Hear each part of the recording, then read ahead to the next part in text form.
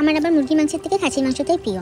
আমি যখনই বাজারে যাই সবচেয়ে প্রথম আমার চোখটা আমাদের খাসির মাংসেতেই যায়। তার কারণ হচ্ছে আমাদের বাজারে ঢোকার মুখেতেই একদম খাসির মাংসের দোকানটা। আর আমি আজকে সকালবেলা ঘুম থেকে উঠে মাংস কিনতে চলে গিয়েছিলাম। এখানে আমি মাংস কিনে নিয়ে চলে এসেছি। তারপর এখানে যা যা আমার আজকে মাংসের জন্য লাগবে সমস্ত কিছু কাটাবাছা করে নেওয়া হয়েছে। এখানে টমেটো, পেঁয়াজ, আলু সমস্ত কিছু কেটে রেখে দিয়েছি আগে থেকে। তারপর এখানে ধুয়ে রাখা মাংসটাকে আমি বোলের মধ্যে নিয়ে নিচ্ছি। তারপর এখানে আমি পেঁয়াজ, আদা, রসুন সমস্ত কিছু বাটা, তারপর এখানে টক দই, লঙ্কা গুঁড়ো, হলুদ গুঁড়ো, জিরে গুঁড়ো, তেল সমস্ত কিছু মশলা দিয়ে ভালো করে ম্যারিনেট করে রেখে দেবো এই মাংসটাকে। যতক্ষণ মাংসটাকে ম্যারিনেট করে রাখা যাবে ততই ভালো লাগে। আর তোমরা অবশ্যই কমেন্ট করে জানিও যে তোমাদের কাদের কাদের খাসির মাংস খেতে ভালো লাগে। আমার তো ভীষণ ভালো লাগে। যদি আমাদের বাড়িতে খাসির মাংস হলে আবার একটা অন্য কিছু করতে হয়। আমাদের বাড়িতে হাফ লোক খাসির মাংস খায়, হাফ লোক আবার মুরগির মাংস খায়। যাই হোক, এখানে কথা বলতে বলতে দেখো মাংসটা আমার ম্যারিনেট করা হয়ে গেছে। এখানে আমি কড়াইতে তেল দিয়ে দিয়েছি। খাসির মাংসটা ম্যারিনেট করে আমি 1.5 ঘন্টার মতন রেখে দিয়েছিলাম। তারপর তেল গরম করে তেলের মধ্যে আমি এখানে আলুগুলো তুলে দিয়েছি। আলুগুলো লাল লাল করে ভেজে তুলে নেব।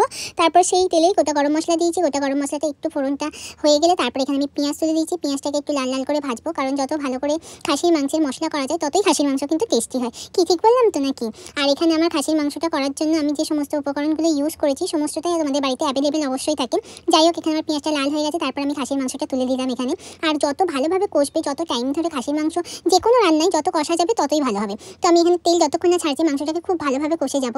তার কারণ হচ্ছে মশলা থেকে যখন তেল ছেড়ে দেবে, মাংস থেকে তেল ছেড়ে দেবে, সেই মাংসের টেস্টটা কিন্তু অন্যরকমই হয়, আলাদা লেভেলেরই। তো দেখতেই পাচ্ছি এখানে আমি মাংসটাকে কষছি, হালকা গরম জল দিচ্ছি। তার কারণ হচ্ছে মাংস যখন তোমরা গরম জল ইউজ করবে তো সেই মাংসের টেস্টটা কিন্তু আরোই ভালো হয়। তো চলো, তোমাদের আজকে কেমন লাগলো অবশ্যই কমেন্ট করে জানিও। যাই হোক, এখানে দেখো আমার মাংস থেকে অলরেডি তেল ছেড়ে গেছে। তারপর আমি এখানে দিয়ে দিচ্ছি গরম জল।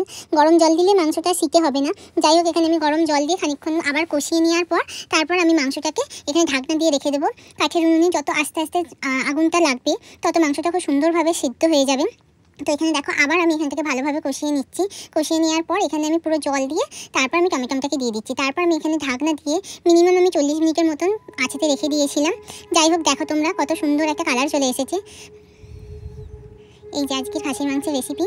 আর এরপরে হচ্ছে এখানে আমি আলুটা এখনো অ্যাড করিনি, এখানে আলুটা অ্যাড করব। যাই হোক, এখানে আমি আলুও অ্যাড করে দিয়েছি। তারপর এখানে আলুটাকেও সিদ্ধ করতে হবে, তার জন্য আমি এখানে আবার ঢাকনা দিয়ে খানিকক্ষণের জন্য ঢাকা দিয়ে রেখে দিয়েছি। তারপর এখানে আমি এই যে আমার দাদার জন্য মাংস আগেই তুলে দিতে হয়, কারণ ও একটু মাংস খেতে খুবই ভালোবাসে। সেদিনকে অনেকটা দেরি হয়ে গিয়েছিল বলে আমি আগেই তুলে দিয়েছি মাংসটা। তারপর এখানে আমার ফুল কমপ্লিট হয়ে গেছে, আমি মাংসটা ঢেলে নিচ্ছি। আর এই দেখো, জাস্ট অসাম খেতে হয়েছিল, বাড়ির সবাই বলেছে খুব খুব খুব সুন্দর হয়েছে। আর তোমাদের কেমন লাগলো অবশ্যই কমেন্ট করে জানিও। আর এটা আমার নতুন চ্যালেঞ্জ, সবার পাশে থেকো।